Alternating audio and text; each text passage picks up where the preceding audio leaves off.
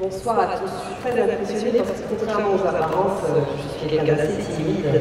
C'est justement parce que je suis timide que je fais un métier dans lequel je m'adresse le soir parfois à des millions de personnes, parfois à des centaines de milliers, mais d'habitude je ne vois pas. Alors aujourd'hui, je me vois dans le dos, devant, donc je suis très impressionnée. Et très honorée d'être là. Monsieur Olivier Perret, député, premier adjoint au maire, mesdames, messieurs, chers amis. Les premiers mots cet après-midi sont pour Serge Noir, maire de la ville, que nous savons souvent et dont je regrette l'absence cet après-midi, auquel je souhaite un prompt rétablissement. Merci à lui, merci à vous de cette belle invitation et de l'honneur que vous me faites. Je sais bien que ma présence ici aujourd'hui n'a pas fait que des heureux et j'espère n'avoir pas provoqué de débats trop houleux au sein de votre équipe municipale autour du déjeuner musical familial parfois ou quand il s'est agi de choisir le nom de cette invitée d'honneur qui suit aujourd'hui cette journée. Je voudrais vous dire que si je suis là aujourd'hui, ce n'est ni par hasard, ni par esprit de provocation, bien au contraire.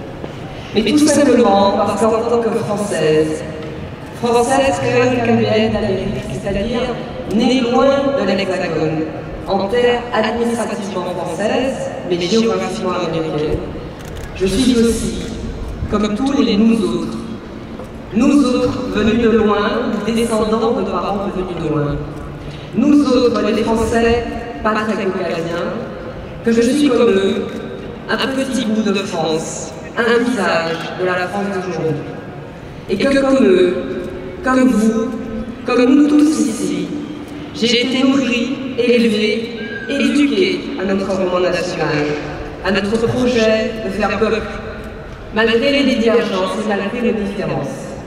Et ce, dans un ex-empire colonial, un pays tissé d'immigration forte depuis plus d'un siècle et demi, un pays dont les habitants ont su, chaque fois qu'ils ployaient sous le joug d'un pouvoir prédateur, égoïste ou dépossesseur, ou encore quand leur État s'était effondré, pulvérisé par le souffle nazi, dont les habitants ont su se redresser, gifler l'adversité, ont su avancer debout, tête haute, et non plus à genoux, le regard bas, devant un adversaire commun, celui qui entendait, celui qui entendrait encore aujourd'hui remettre en cause ce qui nous fait français.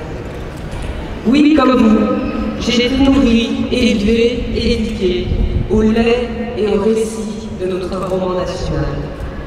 Une histoire commune dans laquelle figure Jeanne d'Arc, Jeanne de Domremy, Jeanne d'Orléans, figure mythique, incarnation de ce dont les Français sont souvent fiers quand ils parlent d'eux-mêmes.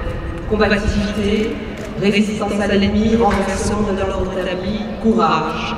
Jeanne, fille de laboureur, que s'approprièrent tour à tour, anticléricaux et cléricaux, monarchistes et républicains, droite conservatrice et gauche ouvrière, réfusards et anti-réfusards. Cette humble fille des champs voulant délivrer toute une France, comme disait Jaurès. Jeanne, victime d'hallucination ou traversée par le divin, réduite ensemble par une église qu'elle regardait de haut. Jeanne d'Arc, une femme libre, décidée à exercer cette liberté d'être soi, la liberté de forger son destin, de saisir sa chance, d'obéir à ses propres empires et non au déterminisme défini par d'autres pour elle, remettant en cause la domination masculine, n'est-elle pas un peu chacun d'entre nous français? Nous, y compris étrangers vivants en France et aspirant à y construire ensemble une société différente, plus respirable, plus fraternelle, ne sommes-nous pas un peu tous Jeanne? Dans le vacarme du tous contre tous aujourd'hui, du rejet de l'autre, au le cœur, sursaut, poil hérissé, dans la nouvelle des déflagrations, il y en a eu d'autres et de bien pire, qui nous inondent d'une peur glaçant les sangs, qui nous jette fébriles dans l'érection haletante de murs hérissés, de herses censés repousser un ennemi qui parfois grandit en notre propre sein, et cet ennemi intérieur, c'est avant tout la haine. une haine aussi irrationnelle que meurtrière, dans les effrois et le repli sur soi, dans le renoncement à défendre nos valeurs, laïcité, liberté de culte et de conscience, égalité femmes-hommes, liberté de penser, de dire, de moquer, d'interroger.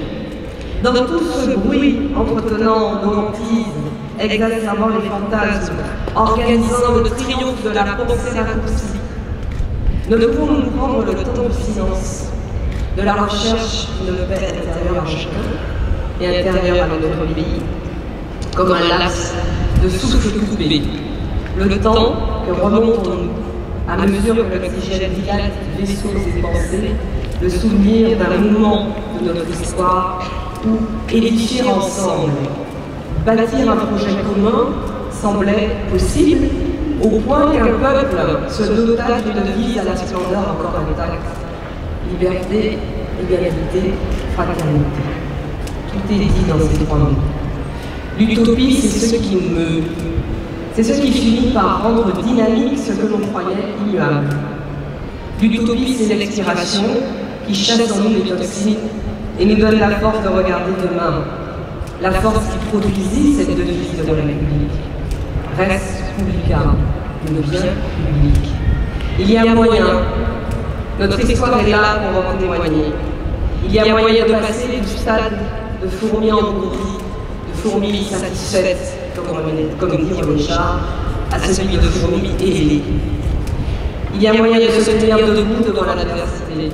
C'est le choix qu'avait fait Jeanne d'Arc, celle qui n'appartient à aucun parti, mais appartient à la France, comme disait Joseph, à toute la France. Il y a moyen de la rêver, cette France, et de l'inventer apaisée. Merci à tous.